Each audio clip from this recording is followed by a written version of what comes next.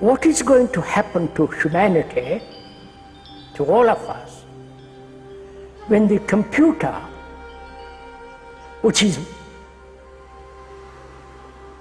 can outthink man accurately, much more quickly, rapidly, and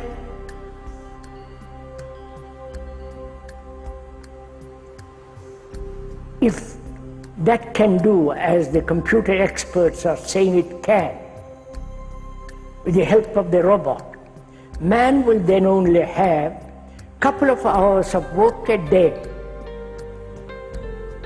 What will man do? Either he is going to follow the entertainment field, which is already taking place. Sports are becoming more and more and more important if you watch the television.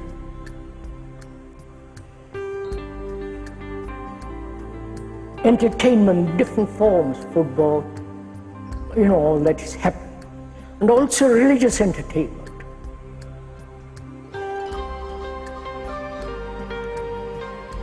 Either humanity is going to follow the whole movement of entertainment, or is going to turn inwardly, which is not an entertainment,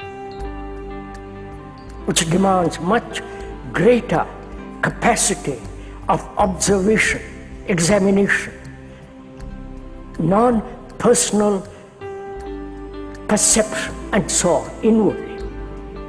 These are the two possibilities. The computer can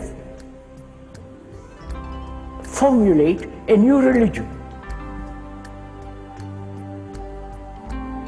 putting all the religions together, synthesize, bring out something totally new. And humanity, which is another form of entertainment, will follow that, or enter into something totally different. That's one problem. And the other is the whole content of our consciousness is basically fear, pleasure, the pursuit of pleasure, and the avoidance of fear, and the suffering of mankind. That's the basic content of our human consciousness, with its varieties, right? And also, whether the brain can be totally free so as to function wholly. Because any specialization, any following a certain path, certain groove, certain pattern, must inevitably make the brain function partially and therefore limited energy. We live in a world of specialization.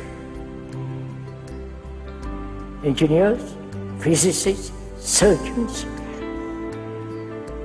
carpenters, the whole mechanical world, and also specialization of a particular belief, of a particular dogma, rituals. They're all specializations. And those certain specializations which are necessary,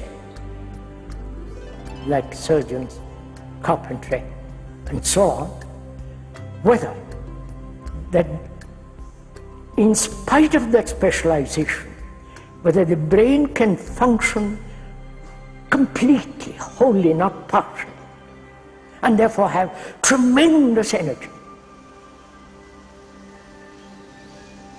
This is, I think, a very serious question which we have to inquire together.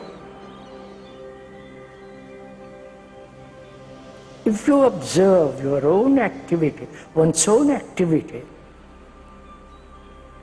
you will find more and more that the brain functions only in a way, the brain operates only very partially,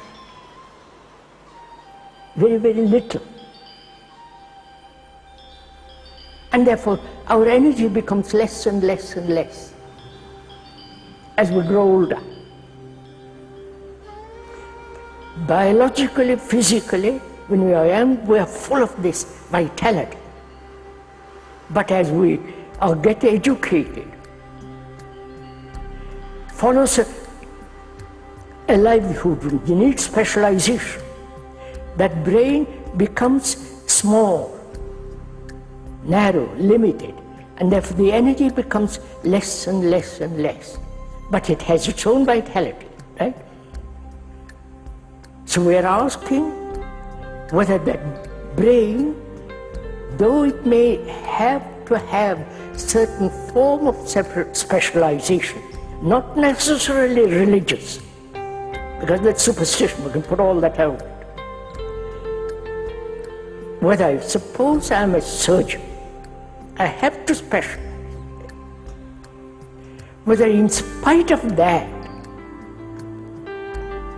the brain can operate wholly. It can operate only wholly, completely, with all the tremendous vitality of million years behind it, only when it is completely free. If the brain cannot be so totally free, it will begin to deteriorate. Because when it is occupied with problems with specialization, livelihood, and so on, it's active. The brain is active. But when the computer takes over this activity, the brain will have less and less problems, and therefore gradually deteriorate, right? This is happening. It's not something in the future. It's actually happening now when you observe your one's own activity. You may have other forms of consciousness, group consciousness, racial consciousness, national consciousness, the consciousness of a particular group, the consciousness of the Catholic group, the Hindu group, and so on, so on. But basically, the consciousness with its content is fear, pleasure, pursuit of pleasure, pain, sorrow, death, right? This is the central content of our consciousness.